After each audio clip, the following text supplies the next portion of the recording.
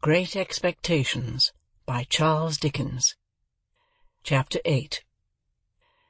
Mr. Pumblechook's premises in the High Street of the market town were of a peppercorny and farinaceous character, as the premises of a corn chandler and seedsman should be.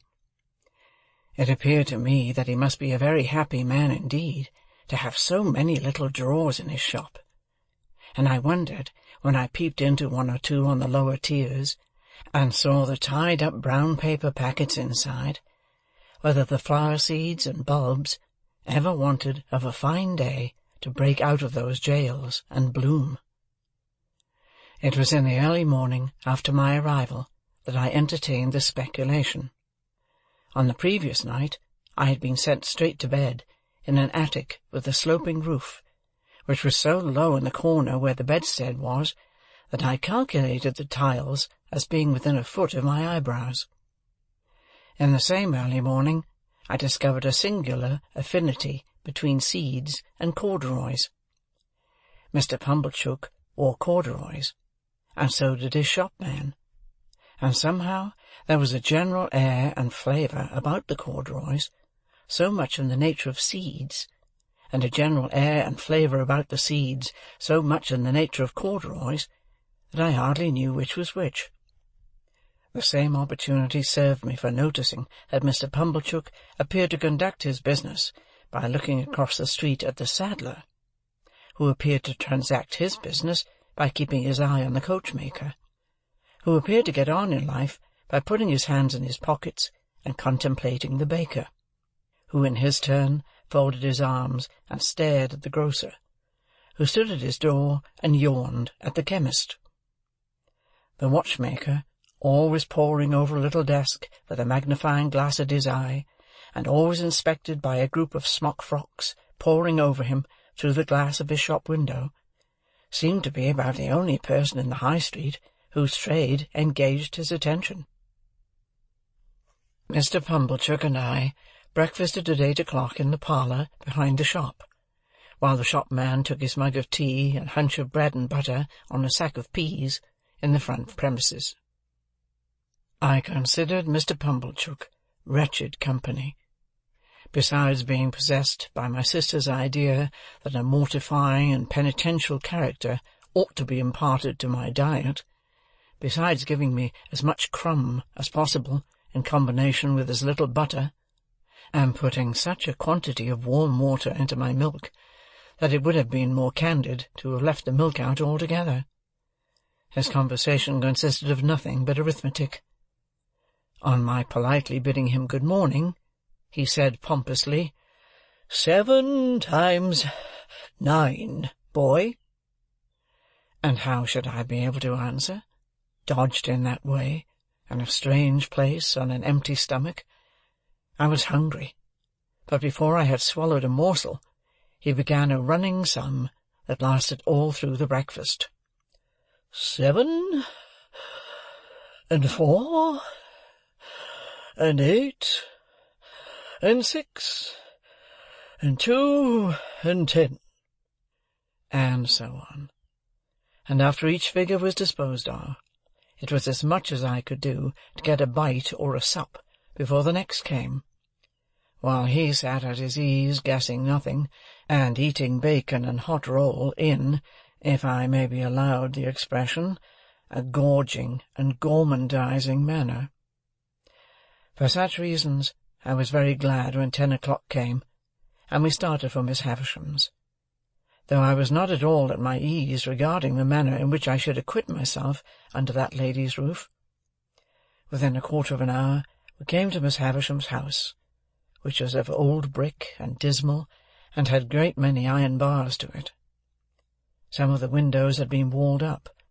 Of those that remained, all the lower were rustily barred. There was a courtyard in front, and that was barred, so we had to wait, after ringing the bell, until someone should come to open it. While we waited at the gate, I peeped in.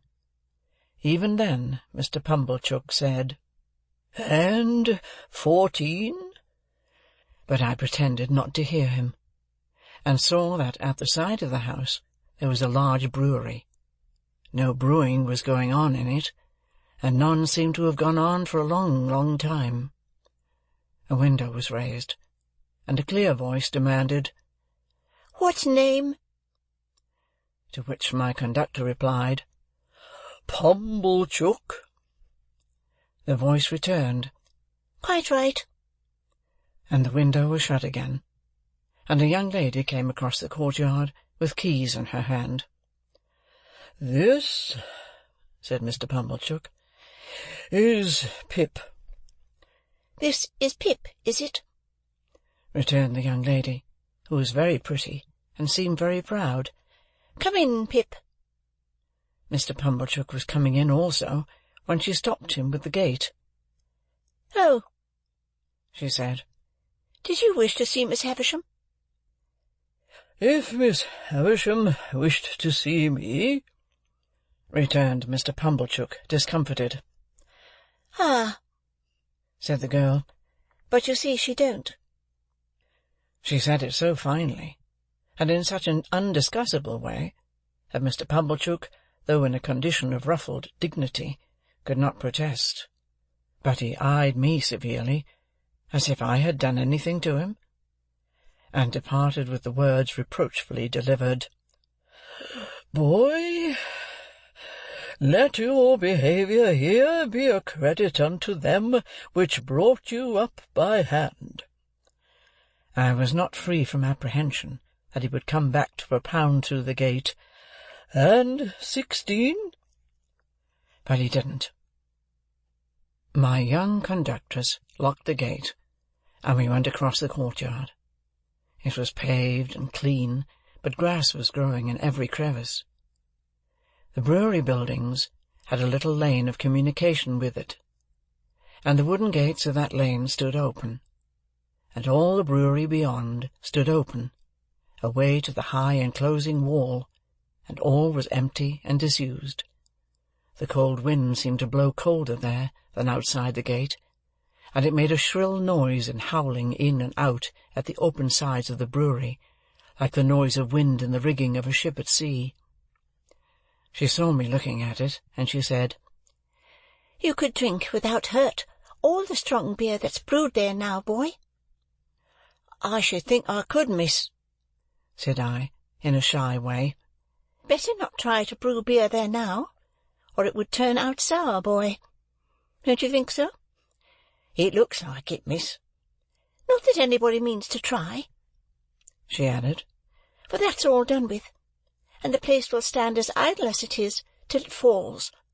As to strong beer, there's enough of it in the cellars already to drown the manor-house." "Is that the name of this house, miss?" "One of its names, boy." "It has more than one, then, miss?" "One more. Its other name was Satis, which is Greek or Latin or Hebrew, or all three, or all one to me for enough." "Enough House?" said I. "That's a curious name, miss." "Yes," she replied, "but it meant more than it said.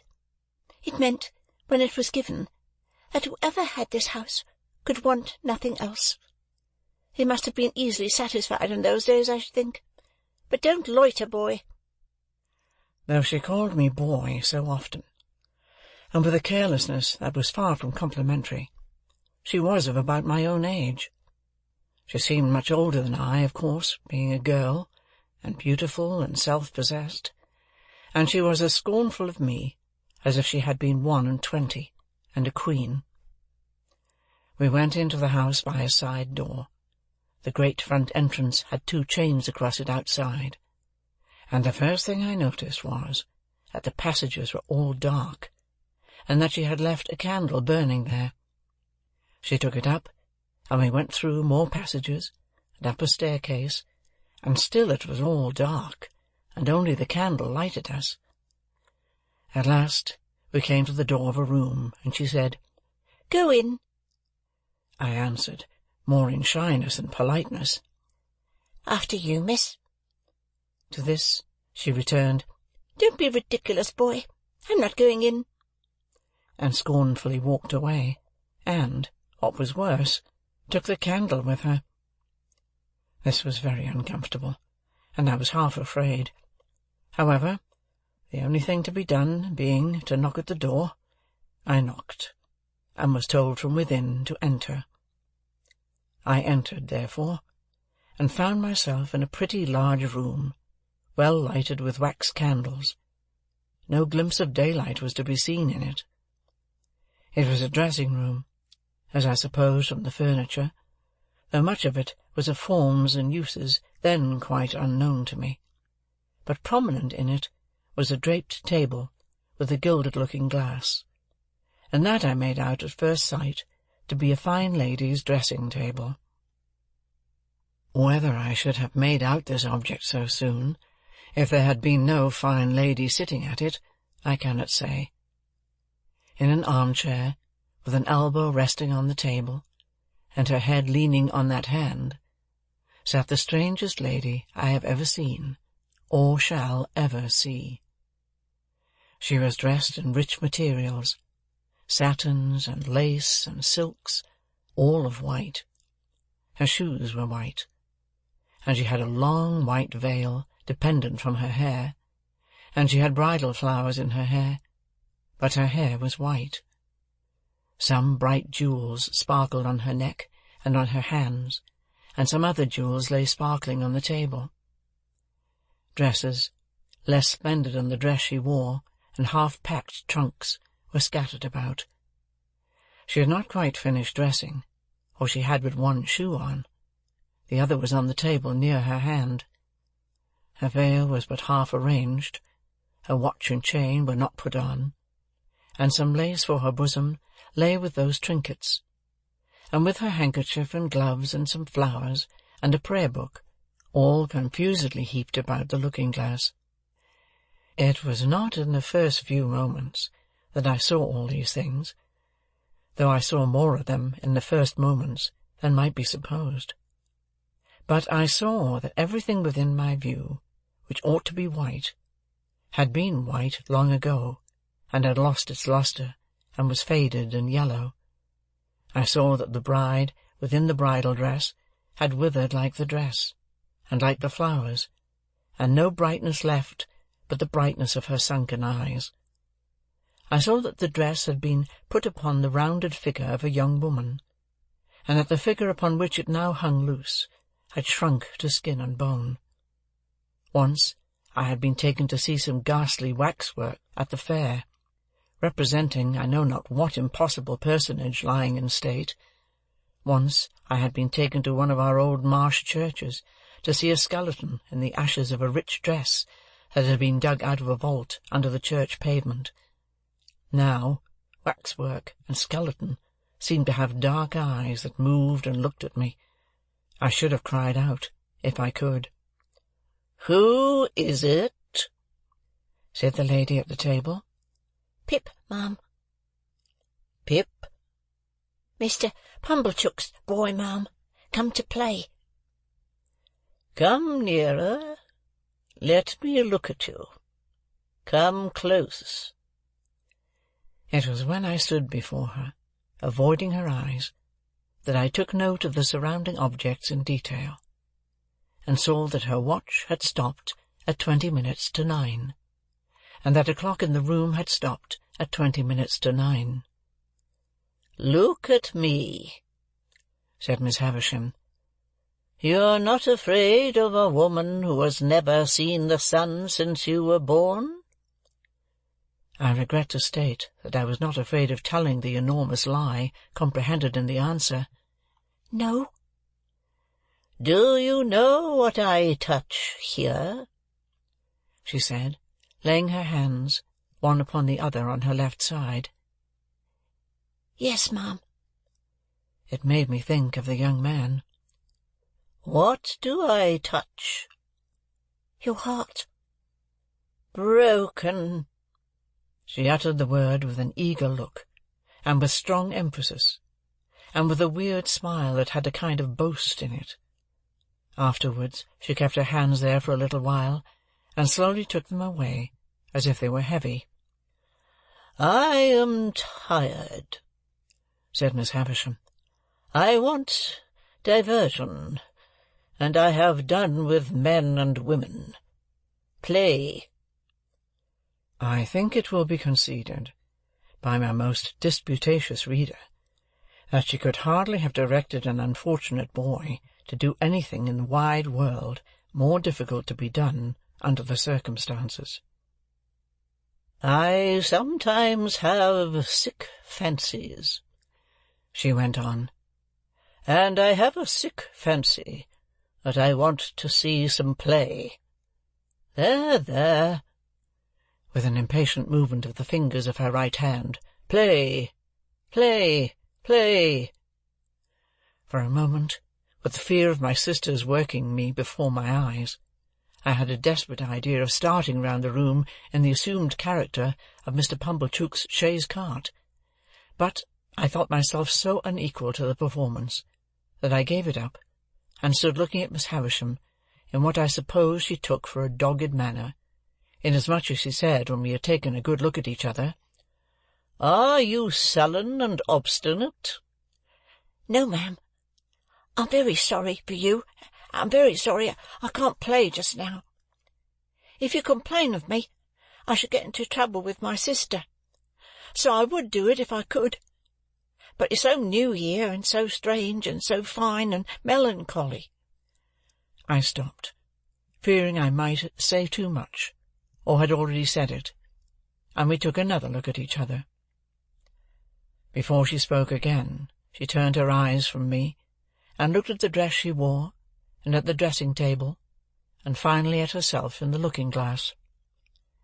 "So new to him," she muttered. "So old to me. So strange to him, so familiar to me. So melancholy to both of us. Call Estella." As she was still looking at the reflection of herself, I thought she was still talking to herself, and kept quiet. "Call Estella," she repeated, flashing a look at me. "You can do that. Call Estella. At the door." To stand in the dark, in a mysterious passage of an unknown house, bawling Estella to a scornful young lady, neither visible nor responsive, and feeling at a dreadful liberty so to roar out her name, was almost as bad as playing to order. But she answered at last, and her light came along the dark passage like a star. Miss Havisham beckoned her to come close, and took up a jewel from the table, and tried its effect upon her fair young bosom, and against her pretty brown hair. "Your own one day, my dear, and you will use it well. Let me see you play cards with this boy." "With this boy? Why, he is a common labouring boy." I thought I overheard Miss Havisham answer, only it seemed so unlikely. "Well, you can break his heart." "What do you play, boy?" asked Estella of myself with the greatest disdain. "Nothing but beggar my neighbour, miss." "Beggar him?" said Miss Havisham to Estella. So we sat down to cards. It was then I began to understand that everything in the room had stopped, like the watch and the clock, a long time ago.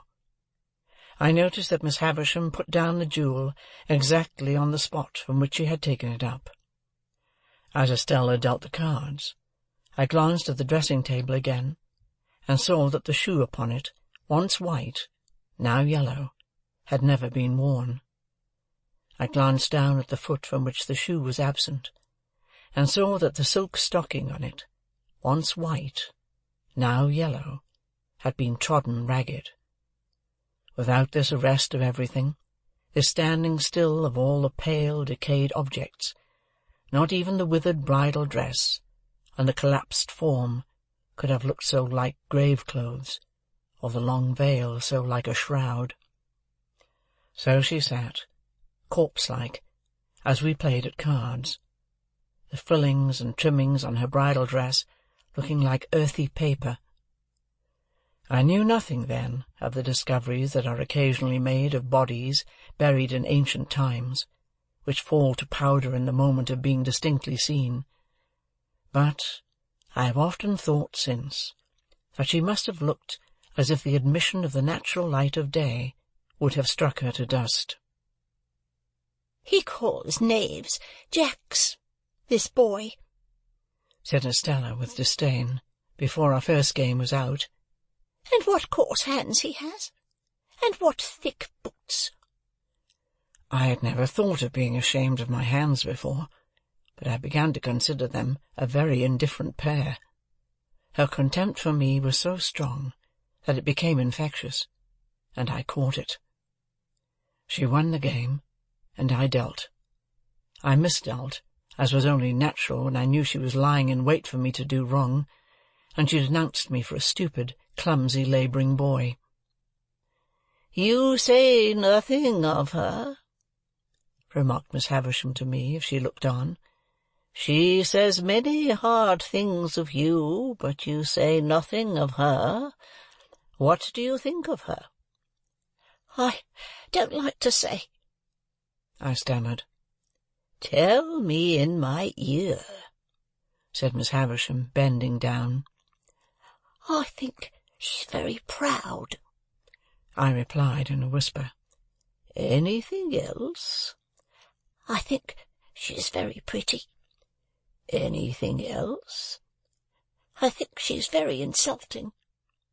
She was looking at me then with a look of supreme aversion. "Anything else?" "I think I should like to go home." "And never see her again, though she is so pretty?" "I'm not sure that I shouldn't like to see her again, but I should like to go home now."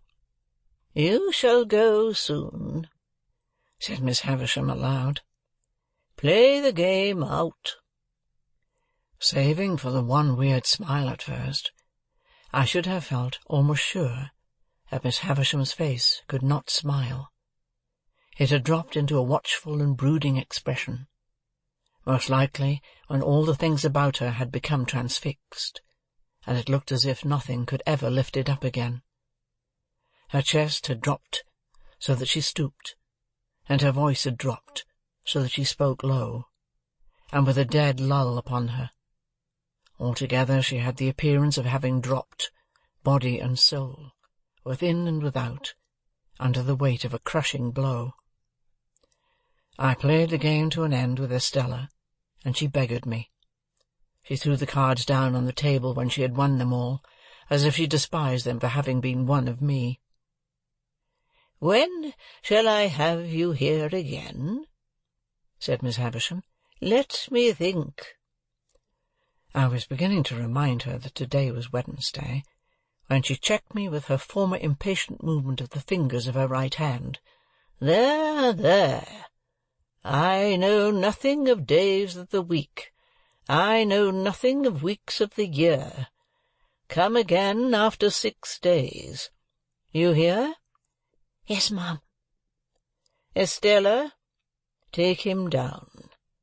Let him have something to eat, and let him roam and look about him while he eats. Go, Pip."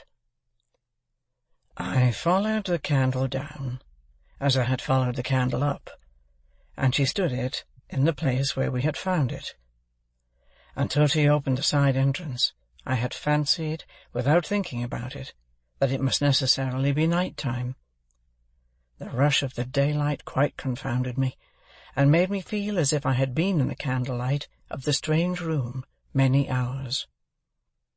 "You are to wait here, you boy," said Estella, and disappeared and closed the door. I took the opportunity of being alone in the courtyard to look at my coarse hands and my common boots. My opinion of those accessories was not favourable. They had never troubled me before, but they troubled me now as vulgar appendages. I determined to ask Joe why he had ever taught me to call those picture cards jacks, which ought to be called knaves. I wished Joe had been rather more genteelly brought up, and then I should have been so too. She came back with some bread and meat, and a little mug of beer. She put the mug down on the stones of the yard, and gave me the bread and meat without looking at me, as insolently as if I were a dog in disgrace.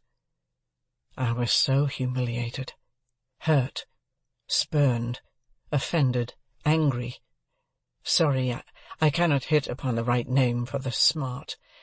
God knows what his name was, that tears started to my eyes. The moment they sprang there, the girl looked at me with a quick delight in having been the cause of them.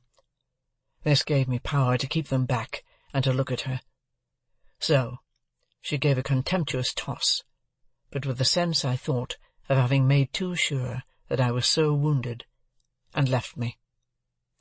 But when she was gone, I looked about me for a place to hide my face in, and got behind one of the gates in the brewery lane, and leaned my sleeve against the wall there, and leaned my forehead on it, and cried. As I cried, I kicked the wall, and took a hard twist at my hair, so bitter were my feelings, and so sharp was the smart without a name that needed counteraction. My sister's bringing up had made me sensitive. In the little world in which children have their existence, whosoever brings them up, there is nothing so finely perceived and so finely felt as injustice. It may be only small injustice that the child can be exposed to, but the child is small, and its world is small, and its rocking horse stands as many hands high, according to scale, as a big-boned Irish hunter. Within myself I had sustained from my babyhood a perpetual conflict with injustice. I had known, from the time when I could speak, that my sister, in her capricious and violent coercion, was unjust to me. I had cherished a profound conviction that her bringing me up by hand gave her no right to bring me up by jerks. Through all my punishments, disgraces, fasts and vigils, and other penitential performances, I had nursed this assurance, and to my communing so much with it in a solitary and unprotected way, I in great part refer the fact that I was morally timid and very sensitive. I got rid of my injured feelings for the time by kicking them into the brewery wall and twisting them out of my hair, and then I smoothed my face with my sleeve and came from behind the gate. The bread and meat were acceptable, and the beer was warming and tingling, and I was soon in spirits to look about me. To be sure, it was a deserted place, down to the pigeon-house in the brewery yard, which had been blown crooked on its pole by some high wind, and would have made the pigeons think themselves at sea, if there had been any pigeons there to be rocked by it. But there were no pigeons in the dovecot, no horses in the stable, no pigs in the sty, no malt in the storehouse, no smells of grains and beer in the copper or the vat. All the uses and scents of the brewery might have evaporated with its last reek of smoke. In a by-yard there was a wilderness of empty casks, which had a certain sour remembrance of better days lingering about them, but it was too sour to be accepted as a sample of the beer that was gone, and in this respect I remember those recluses as being like most others. Behind the furthest end of the brewery was a rank garden with an old wall, not so high but that I could struggle up and hold on long enough to look over it, and see that the rank garden was the garden of the house, and that it was overgrown with tangled weeds, but that there was a track upon the green and yellow paths, as if someone sometimes walked there, and that Estella was walking away from me even then. But she seemed to be everywhere. For when I yielded to the temptation presented by the casks, and began to walk on them, I saw her walking on them at the end of the yard of casks. She had her back towards me, and held her pretty brown hair spread out in her two hands, and never looked round, and passed out of my view directly. So, in the brewery itself, by which I mean the large paved lofty place in which they used to make the beer, and where the brewing utensils still were. When I first went into it, and, rather oppressed by its gloom, stood near the door looking about me, I saw her pass among the extinguished fires, and ascend some light iron stairs, and go out by a gallery high overhead, as if he were going out into the sky. It was in this place, and at this moment, that a strange thing happened to my fancy. I thought it a strange thing then, and I thought it a stranger thing long afterwards. I turned my eyes, a little dimmed by looking up at the frosty light, towards a great wooden beam in a low nook of the building near me on my right hand, and I saw a figure hanging there by the neck, a figure all in yellow-white, with but one shoe to the feet, and it hung so that I could see that the faded trimmings of the dress were like earthy paper, and that the face was Miss Havisham's, with a movement going over the whole countenance as if she were trying to call to me. In the terror of seeing the figure, and in the terror of being certain that it had not been there a moment before, I at first ran from it, and then I ran towards it, and my terror was greatest of all when I found no figure there. Nothing less than the frosty light of the cheerful sky, the sight of people passing beyond the bars of the courtyard gate, and the reviving influence of the rest of the bread and meat and beer, would have brought me round. Even with those aids, I might not have come to myself as soon as I did, but that I saw Estella approaching with the keys to let me out. She would have some fair reason for looking down upon me, I thought, if she saw me frightened, and she would have no fair reason. She gave me a triumphant glance in passing me, as if she rejoiced that my hands were so coarse and my boots were so thick, and she opened the gate and stood holding it. I was passing out without looking at her, when she touched me with a taunting hand. "Why don't you cry?" "Because I don't want to." "You do," said she. "You have been crying till you were half blind, and you are near crying again now." She laughed contemptuously, pushing me out, and locked the gate upon me. I went straight to Mr. Pumblechook's, and was immensely relieved to find him not at home.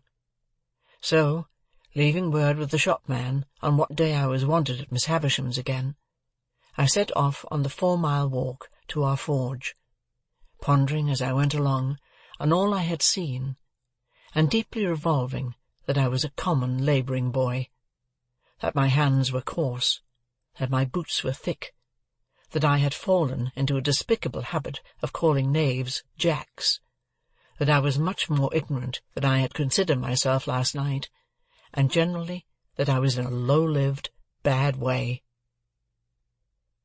Chapter 8